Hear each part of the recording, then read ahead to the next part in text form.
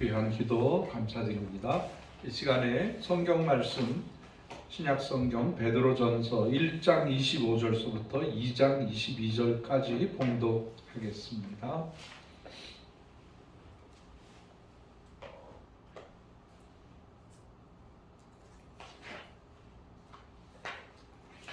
오직 주의 말씀은 세세토록 있도다 하였으니 너희에게 전한 복음이 곧 이 말씀이니라. 그러므로 모든 악독과 모든 기만과 외식과 시기와 모든 비방하는 말을 버리고 갓난 아이들 같이 순전하고 신령한 젖을 사모하라. 이는 그로 말미암아 너희로 구원에 이르도록 자라게 하려 함이니라. 아멘.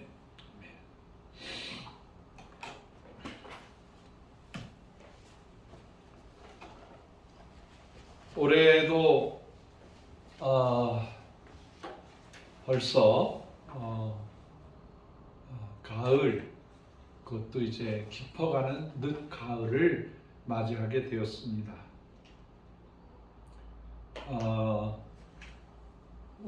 오늘 밤에 이제 강원도 산간 지방에서는 눈이 올지도 모른다, 그런 말을 들었습니다.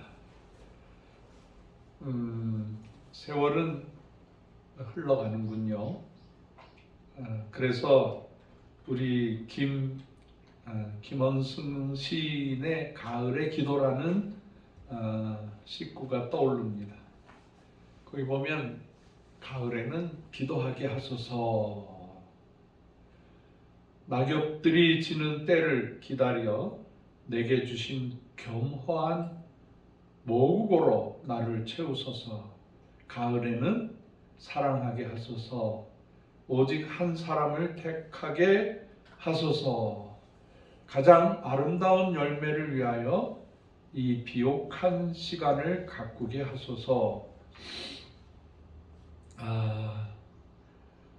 참으로 이렇게 가을은 뭔가 열매가 맺고 또 성숙하게 하고, 또 어떤 면에서는 겨울을 향한 심판의 계절이 될 수가 있습니다. 오늘 말씀은 가을이 주는 교훈이라는 제목으로 함께 은혜를 나누고자 합니다.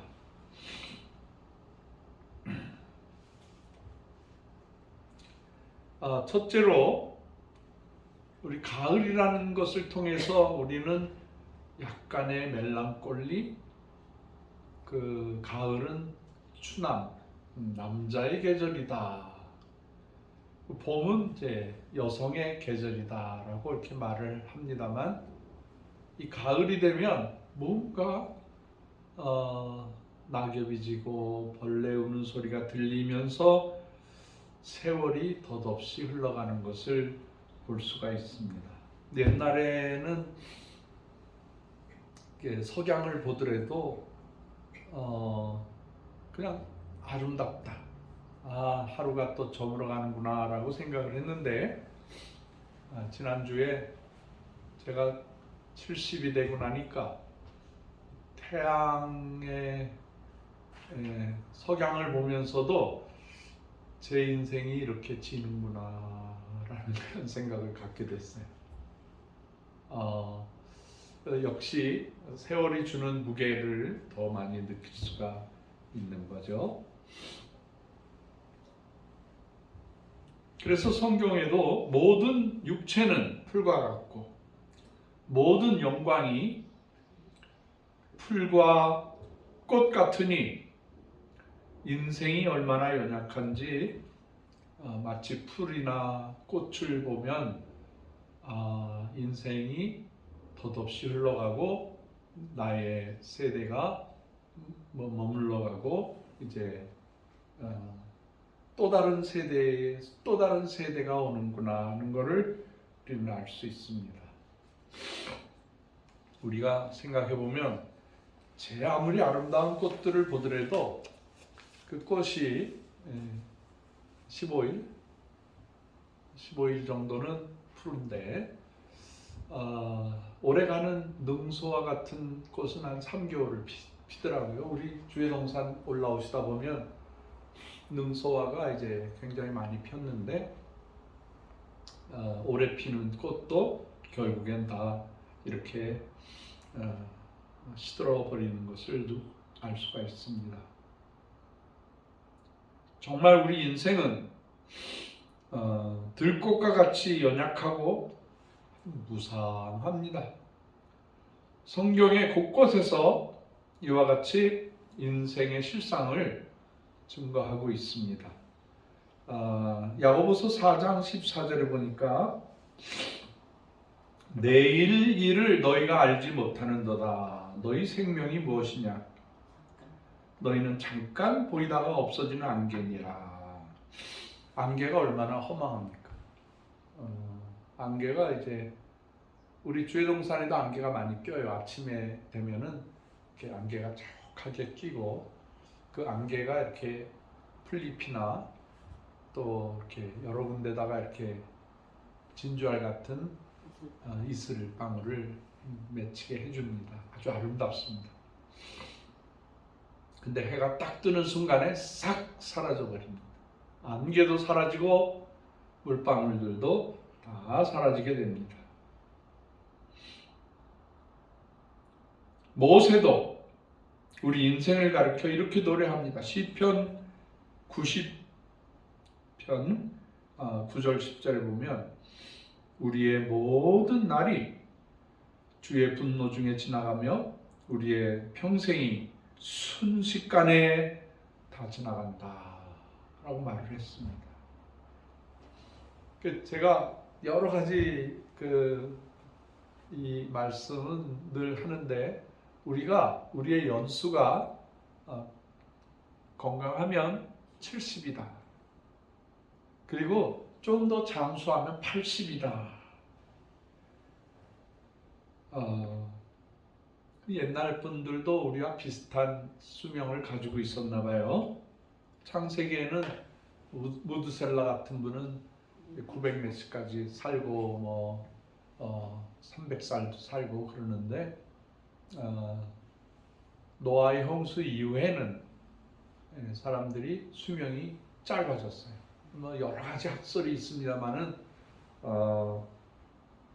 하늘을 이렇게 꽉 싸고 있던 물안개, 그래서 자외선이라든가 이런 좀 우리 인체에 해로운 것들을 다 걸러주었는데 홍수가 끝나고 난 다음에는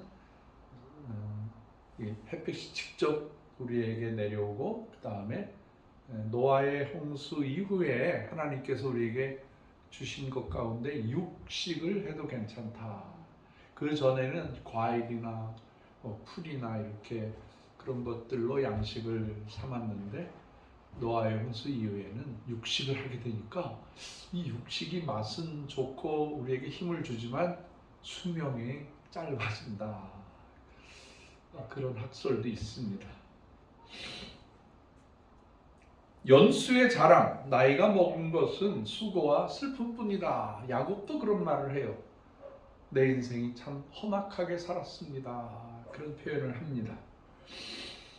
우리가 신속하게 세월이 가고 우리의 삶이 날아가듯이 없어진다. 그나마 수고와 슬픔으로 가득한 인생입니다. 그리고 얼마나 빨리 지나가는지 우리는 세월이 쏜살 같다, 날아갔다. 요즘에 세월이 빠르다는 거를 KTX 같다, 비행기처럼 빠르다, 우주선처럼 빠르다 이렇게도 표현을 합니다만은 제가 살아보니까 저도 세월이 빠른 것을 느낍니다. 마음은 아직도 10대, 20대인데 제가 벌써 고이가 되다니. 저보다 인생을 앞서가시는 우리 강 목사님은 세월이 어떻다고 생각하세요? 저도 이렇게 화살 촉과같이 너무 빨라요. 참 빠르시죠. 노라도 빠르고. 네. 그래도 가끔 보면은 저한테는 모기가 안 무는데 강 목사님한테는 모기가 많이 물려요. 지금도 건강하시니까 피가 맑으니까 오래 사실 것 같아. 강 목사님 오래 사실 것 같아. 그 쏜살 같다. 이게 옛날에는 이제 화살이 제일 빨랐죠. 쏜살 같이 탁 쏘면은 날라가 없어져 버리니까 쏜살 같다라고 표현을 했습니다.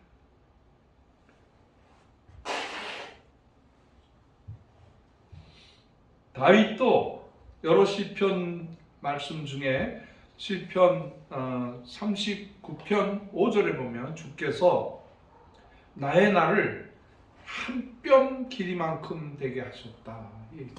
인생을 한 뼘이라고 생각.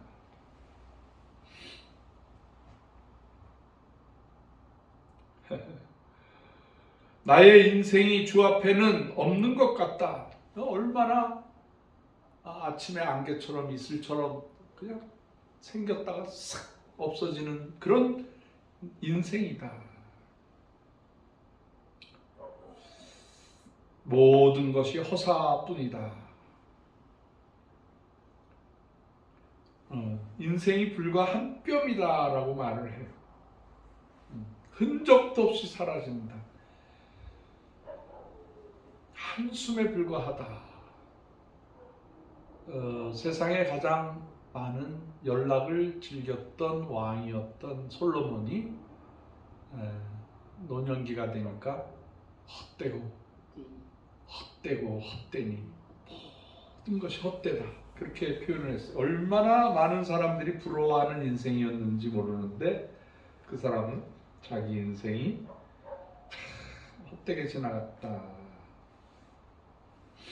우리나라 고려 말에 그 우탁이라는 사람이 시를 썼는데 성경 말씀과 비슷한 말씀이에요. 한 손에 막대를 들고 한 손에는 가시를 쥐고 막 세월을 막아도 늙어가는 길은 막대기로 막아도 가시로 막아도 제 먼저 알고 지름길로 오더라. 그런 말이 있습니다. 이런 거를 언제 느끼느냐? 가을에 우리는 이런 거를 느껴야 한다. 어제 집사람이 러시아로 돌아갔어요. 러시아에 제가 가야 되는데 제가 한국 이 사역을 하다 보니까 집사람이 대신 러시아에 들어가서 이제 1년 동안의 재정이라든가 인사이동이라든가 또 이렇게 교회에서 나오는 조그만 헌금으로 어떻게 발전을 더 시키느냐 이런 거 확인하러 갔습니다. 또 거기에 큰 선교센터가 있어서 그 선교센터의 행정 문제도 굉장히 많아요. 쉬운 건 아니에요. 그래서 1년에 한 번씩, 두 번씩. 저도 이번에 들어가려고 했더니 위험하니까 내년에 들어가기로 하고 자기가 들어갔다 오겠다. 들어가자마자 도착했는데 여러 가지 얘기 중에 러시아 상황을 알려주더라고요. 러시아는 그 톨스토이의 나라예요. 러시아는 푸시킨의 나라예요. 아주 훌륭한 예술가들이 많아요. 그 음악 하면은 차이코프스키가 있잖아요. 저는 러시아에서 30년 살면서 그 차이코프스키에 푹 빠져서 살아요. 지금도 차이코프스키의 그 발레, 3대 발레라든가 또 차이코프스키의 피아노 심포니 넘버 1이라든가 그 사람이 그 큰 스케일 가지고 이렇게 작사 작곡한 것들을 보면 지금도 감동을 받습니다. 제가 전 세계 음악인들을 좋아하지만 제가 특별히 차이코프스키를 아주 좋아해요. 그 사람은 인생의 어떤 그 품위와 인생의 그 풍성한 삶을 음악으로 잘 표현했어요. 근데 러시아에 이렇게 위대한 사람들도 있지만 가끔 또랑이들이 있어요. 그게 누구냐면 스탈린, 프루시초프, 이번에 그 푸틴, 이번 그 우크라이나를 침공해가지고요 멍청한 짓을 했어요. 역사는 이렇게 돌고 도는데, 제가 러시아에 들어갔을 때 이 러시아가 붕괴되고 있었어요. 왜 붕괴가 됐냐면 러시아의 역사학자들 가운데 러시아가 망한 것이 한 2,000가지가 된다고 그래요. 제가 들어가 보니까 셀 수가 없이 많아요. 그 중에 이제 러시아가 소련이 망하게 된 여러 가지 상황 중에 술을 너무 많이 마시고, 그 다음에 공산주의를 하다 보면 일을 열심히 할 필요도 없어요. 일 열심히 해도 안 해도 그냥 먹고는 살아요. 그 정도로만 해결하게 해줘요. 그러니까 사람의 창의력을 없애버리는 경우가 되죠. 그 다음에 쓸데없는 전쟁에 참가해가지고 아프가니스탄 전쟁에 가서 땅을 넓히려고 갔다가 러시아 그 군인 청년들이 엄청 많이 죽었어요. 그리고 살아서 온 사람들도 보면은 그 아프가니스탄이 그 마약이 발전해 있거든요. 그래서 괴로우니까 마약을 먹고 대부분 마약 중독자가 돼가지고 살아있는 사람이 되돌아오는데, 그 마약 중독 때문에 이 마음이 다 상해서 결국에는 자살을 하거나 결국엔 사람을 해치고 죽더라고요. 참 안타깝더라고요. 그래서 러시아가 소련이 왕창 망해서 이제 막 새로운 러시아로, 그때 러시아가 철저히 부서져 있을 때 제가 들어갔죠. 아우 정말 이거 말도 할 수가 없이 건물 제대로 된 거 하나 없고 길 다 부서져 있고 전쟁 난 모습. 그 며칠 전에 가자 지역의 그 건물이 다 부서진 게 신문에 자주 나잖아요. 이번에 평화 회담이 끝났지만은 뭐 제대로 될지는 모르겠습니다. 평화롭게 되기를 바라지만 그 싹 망해서 이제 겨우 안정을 해가지고 러시아가 이제 제법 이제 잘 살 수 있게 되는 차에 이 푸틴이 우크라이나도 먹으려고 우크라이나를 침공을 해버렸어요. 우리나라에서 푸틴하고 일을 많이 했거든요. 이 러시아가 우리 한국의 기술, 한국의 TV, 한국의 자동차, 한국의 하다못해 그 컵라면 있잖아요. 컵라면 얼마나 인기가 좋죠. 한국의 마요네즈, 한국 제품이라면 러시아 분들이 이 넘버원이라는 거예요. 최고로 좋다는 거예요. 근데 우리가 거기서 돈을 많이 벌 수도 있는데 우크라이나를 침공을 하자 우리나라에서도 거의 단교를 해버리고 말았죠. 우리나라 비행기가 일주일에 3번, 4번씩 모스크바로 가던 게 끊어버렸어요. 이번에 집사람도 한국 비행기가 못 가니까 여기서 상하이로 가서 이렇게 서남쪽으로 내려가서 거기서 기다렸다가 상하이에서 중국 비행기를 또 타고 모스크바까지 갔죠. 가자마자 막 러시아의 소식을 듣는데 러시아 목사님 한 분이 우리가 간절하게 러시아 목사님들 신자들한테 저희가 복음을 전해 드렸듯이 북한의 마음대로 들어갈 수 있는 러시아 성도들이 북한 선교 좀 해주세요. 그렇게 우리가 부탁을 해요. 그래서 영향력을 받아서 러시아 목사님들이 뭐 러시아 말 가르치는 선생으로라든가 뭐 이렇게 관광으로라든가 여러 상황으로 들어갑니다. 하바롭스크, 블라디보스토크, 모스크바에서까지. 그래서 러시아 목사님들, 평신도들이 선교사가 돼서 북한에 많이 들어가요. 그게 우리의 전략이에요, 전략. 근데 거기 가서 북한에 가서 보니까 지금 북한이 전체적으로 슬픔이라는 거예요. 먹을 것이 없어서 슬프고 뭐 진짜 자유가 없어서 고통스러운데 이번에 가보니까 막 모든 집들이 장례를 당한 거예요. 자기 아들, 남편이 가서 다 죽은 거야. 러시아, 우크라이나 전쟁에 가가지고 총알바지로 간 거야. 총알바지. 엄청 죽었다는 거야. 엄청. 아이고 참 마음이 아픕니다.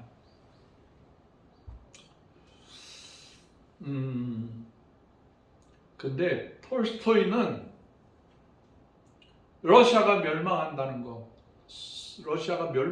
거를 알았어요. 이렇게 하다가는 러시아가 멸망하겠다.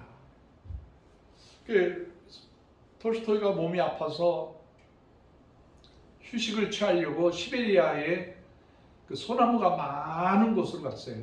우리 러시아는요 자연 치유를 많이 하는데 소나무 숲이 공기가 맑고 벌레가 없다고 그래가지고 주로 이제 소나무 밭에 그 다차라는 개념, 다차가 별장을 지어서 거기서 이렇게 며칠 쉬면은 건강해진다 그래서 시베리아에 가 있는데 세상에 시베리아에 수많은 러시아 분들이 굶어서 죽고 있는 게 굶어서.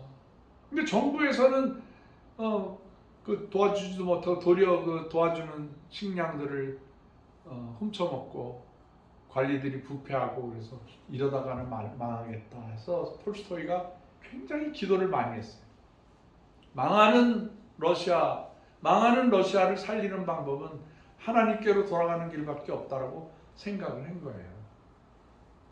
근데 그 러시아가 그때 망해서 종교도 없어지고 무신론 국가, 공산 국가가 돼버렸는데 거기서 겨우 헤어나왔는데 또 전쟁을 일으켜가지고 지금 제가 생각하기로는 우리 러시아 제가 사랑해서 35년을 바쳤던 인생을 바쳐서 섬겼던 그 러시아가 이제 곧 망해요. 젊은이들이 100만 명이 가서 죽거나 사상자가 됐어. 100만. 여기에 전쟁 비용이 어마어마하게 들어가니까 뭐 지하자원이라든가 뭐 이런 거에서 이익을 얻던 것들이 전부 잘못되고 이제 곧 제가 예언하는 건 아닌데 지금 상황을 보면 러시아는 지금 망한다. 모르겠어요. 1년 뒤, 2년 뒤에 러시아가 망할 거예요. 망할 거예요. 역사는요 정직해요. 그래서 제가 지금 한국은 일을 하고 있지만 러시아가 정신을 차리고 다시 망해서 아이고 하나님 할 때 또 들어가고 싶어. 거기 가서 다시 교회도 증축해서 좀 아름답게 만들어 드리고 더 남은 인생을 좀 러시아 백성들을 위해서 살고 싶은데 제 인생의 절반을 썼는데 제 청춘을 다 바쳐서 러시아 선교를 했는데 이거 삽시간에 망해버리게 된 거예요. 마음이 아파.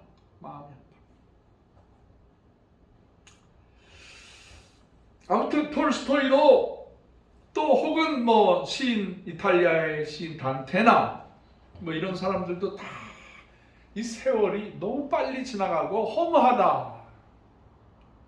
인생이라는 게 너무 허무하게 빨리 지나간다는 거죠. 그래서 가장 똑똑한 사람들은 뭘 깨닫게 되냐면 내가 인생을 허송세월을 했다라는 걸 깨닫는다는 거예요. 자기 나름대로는 열심히 살았는데 그 인생의 말년에 가서 보면 내가 인생을 너무 허송세월을 했구나. 요즘에 뭐 공부하고 뭐 결혼하고 자녀들 낳고 자녀 키우고 뭐 열심히 해서 다 독립시키고 그러고 나면 내 인생이 뭔가라는 생각이 들 때가 있잖아요.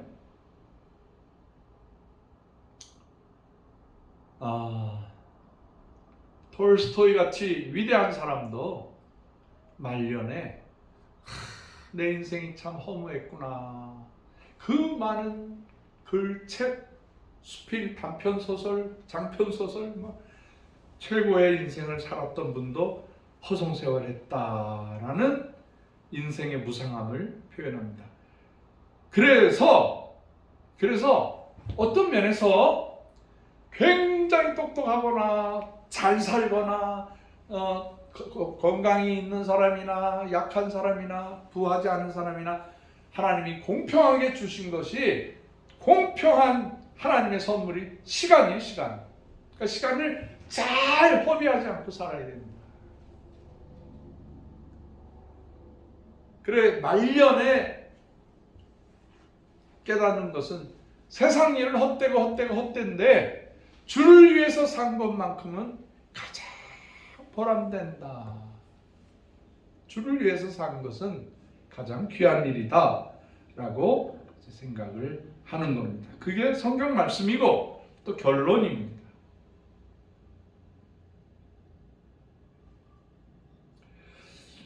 에베소서 5장 15절 17절에 보면 그런즉 너희가 어떻게 행하기를 자세히 주의하라. 주의해서 보라는 거예요. 지혜 없는 자 같이 하지 말고 지혜 있는 자 같이 해서 세월을 아끼라. 때가 악하다. 어리석은 자가 되지 말고 오직 주의 뜻이 무엇인가 이해하라 그랬어요. 참 귀한 말씀이에요. 여기에서 사도 바울이 말하는 거는 세월을 아끼라 그랬어요. 절대 돈을 아끼라 그렇게 말씀하시지 않으셨어요. 응? 세월을 아끼라. 저도 평생을 경제적으로 아끼고 지금도 그렇게 살아요. 주를 위해서 쓰는 거는 아까운 생각은 없어요. 지금도 주를 위해서 할 수 있는 건 다 합니다. 네, 이 지혜로운 자는 이 말씀 들어야 돼요. 절대 성경은 돈을 아껴라 그런 말이 아니에요. 세월을 아끼라. 마음에 명심하시기를 주의 이름으로 부탁을 드립니다.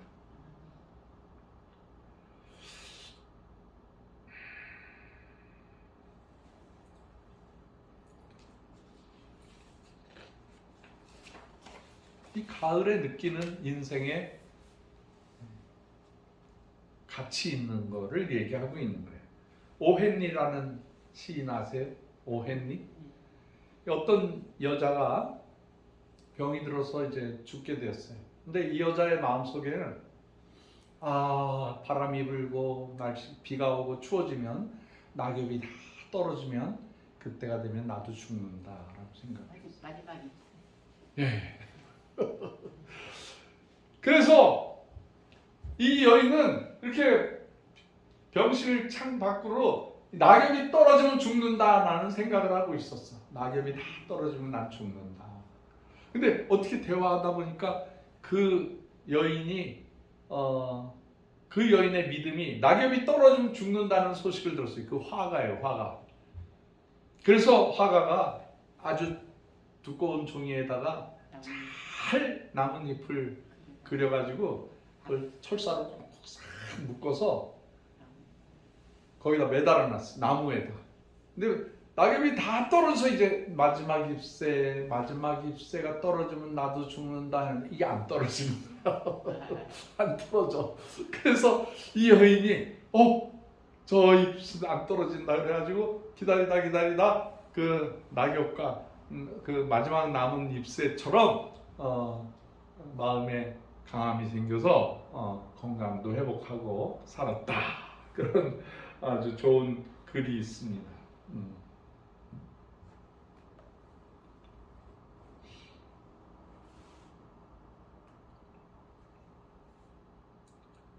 낙엽이 떨어지는 계절입니다. 이 아파트에 살면 잘 몰라요. 근데 저는 이게 산에서 자연인처럼 살잖아요. 그 바람 소리 정확하게 비 시작서부터 끝나는 시간까지 다 느껴요. 비가 어떻게 계속 오나 그러면서 이제 그런 자연의 소리, 새벽이 되잖아요. 새가 오고, 그 다음에 저쪽 큰 길에서 아침 일찍 일하는 사람들이 지나가는 자동차 소리. 이게 자연과 함께 살게 되는 거예요. 내 생에 처음으로 자연 속에서 살게 되니까 마음이 더 풍성해지기도 하고, 자연을 통해서 인생을 다시 느낄 수 있어서 참 좋습니다. 남은 인생이 얼마나 될까? 마지막 입새를 바라보는 여인처럼 나에게 주어진 마지막 시간은 얼마나 남았을까라는 것을 우리가 생각을 해봐야 돼요. 그 가을이 주는 교훈이에요. 그래서 더 주를 위해서 살아야 되겠다. 주의 뜻을 분별하는 가을 되시기를 주의 이름으로 축원합니다. 이 한국의 가을은 또 하나 느껴야 되는 삶의 진중한 무게가 있습니다. 그것은 이 가을이 되면 모든 것이 아름다워집니다. 예.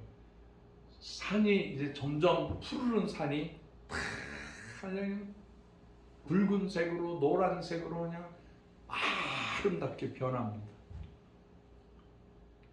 그 자연도 변하고 그 다음에 열매도 맺히고 다 먹을 수 있는 좋은 환경이 됩니다. 우리가 이제 11월 달에 추수감사절이 있고 지난 주간에 우리가 추석의 그 기쁨이 있잖아요.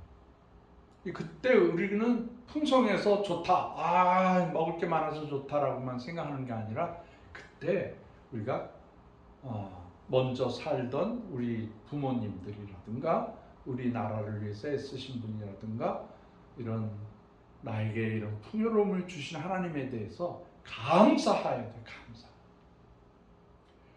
가을은 감사를 느끼는 계절이 되어야 된다.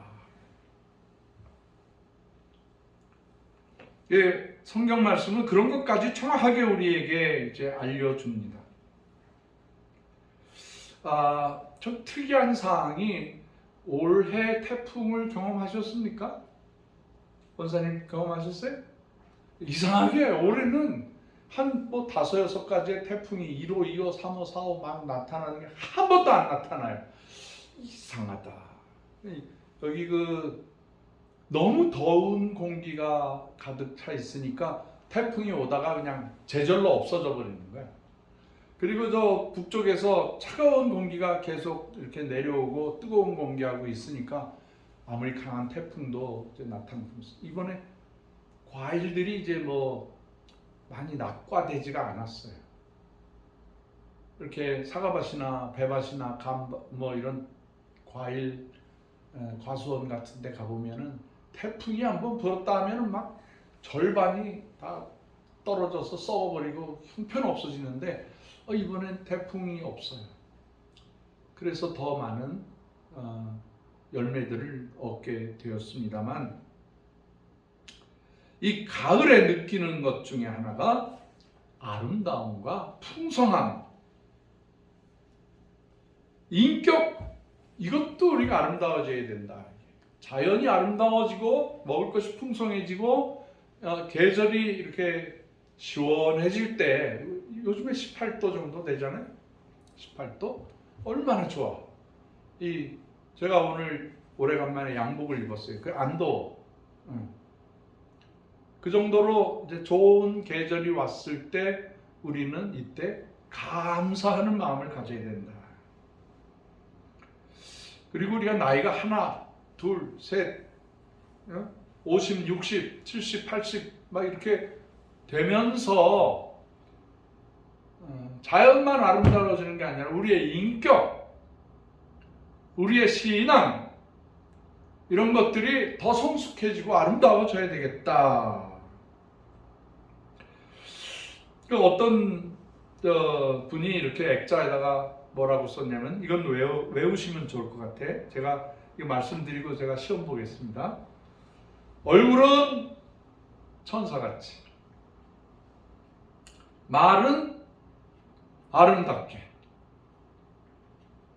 대답은 유순하게. 생각은 깊이 있게 배려하게.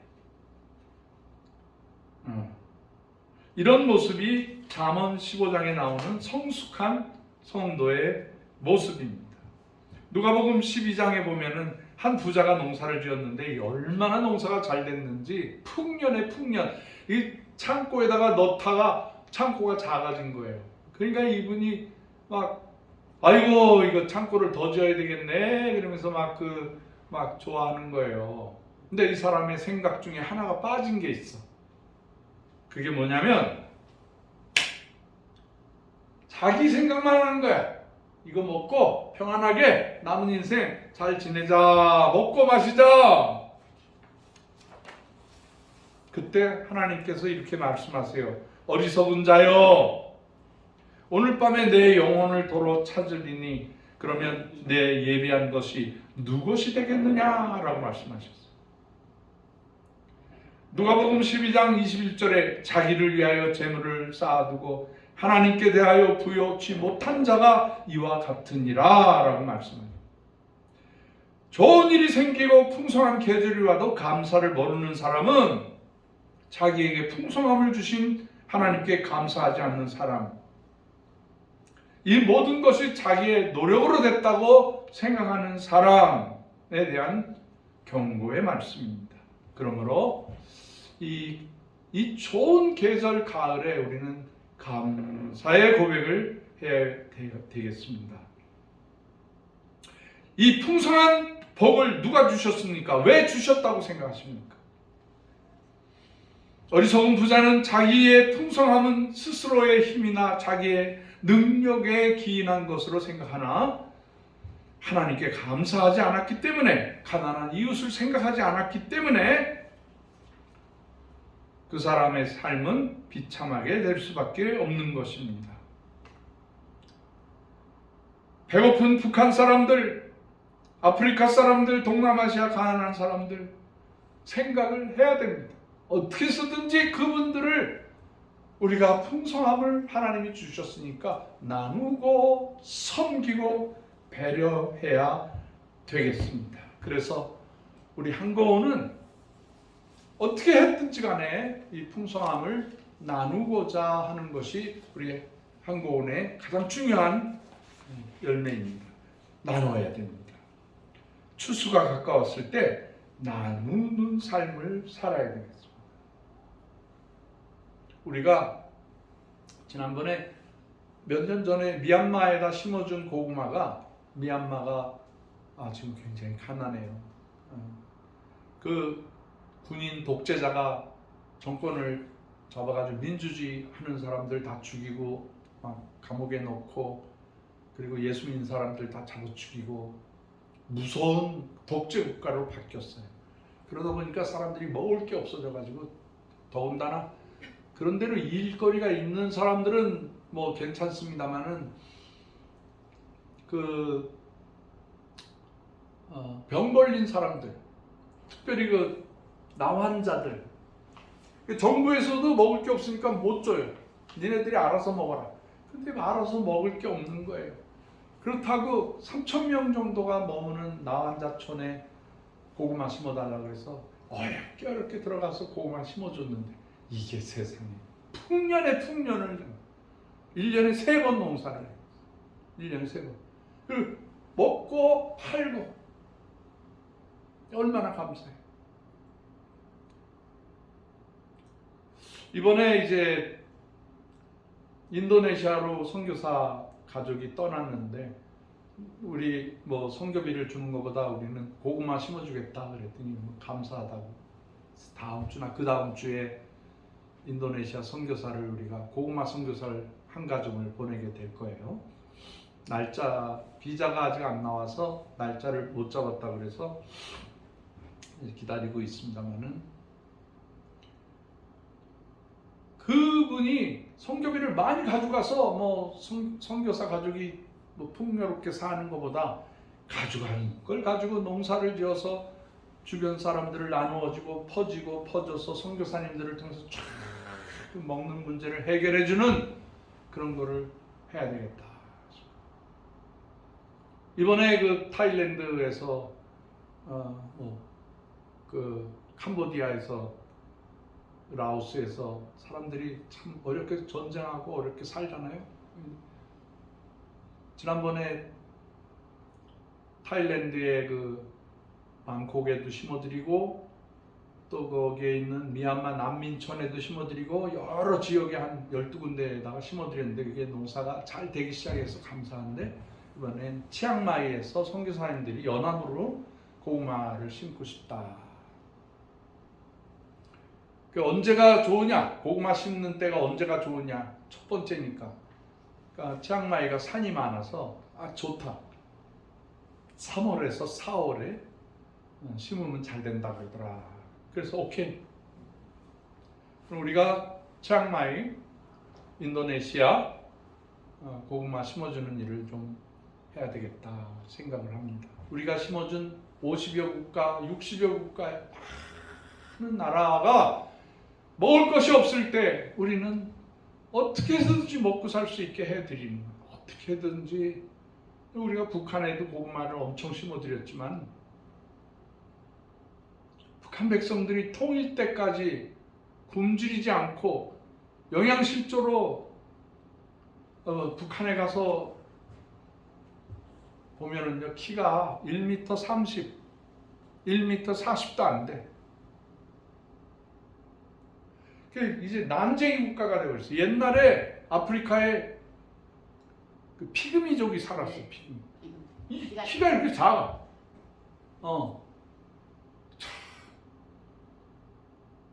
그 못 먹어서 혈통이 못 먹고 산속에서 겨우 뭐 벌레도 먹고 짐승 잡아서 먹는 분들이기 때문에 피그미족 하면 세계에서 제일 작은 종족이라고 했는데 이제는 그게 아니야. 아프리카도 아니고 북한이 세상에서 제일 작아졌어. 제가 북한의 그 장마당에 가면은요, 저는 이만큼 키가 커. 그 나머지 분들이 막 이렇게 어린애들 같은 어른들이 막 다녀. 못 먹어서.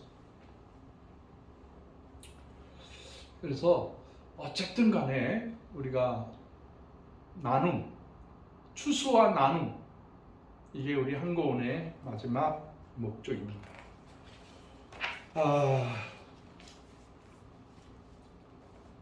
우리 사랑하는 한고운 식구들, 또 이 방송을 들으시는 모든 분들에게 우리가 뭐 다 쓰고 남는 것으로 하죠가 아니고 우리의 가지고 있는 것 중에 첫 번째 열매를 하나님께 드려서 이 북한 백성들이나 땅끝, 지구 끝에 굶주려 사는 모든 분들에게 먹이고 살리고 구원하는 놀라운 역사가 이 가을에 이루어지게 되기를 주님의 이름으로 축원합니다.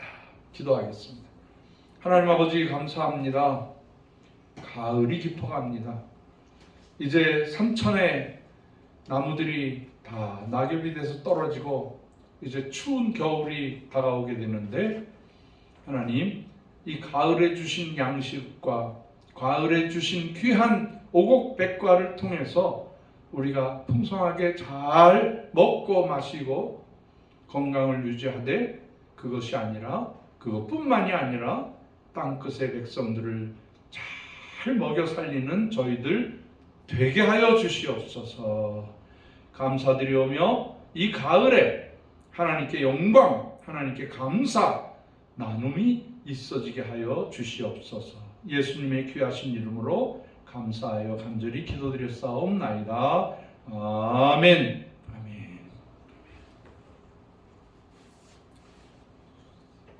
찬송가 325장 예수가 함께 계시니 찬송을 부르고 강정혜 목사님 나오셔서 헌금 기도 및 광고를 해 주시겠습니다.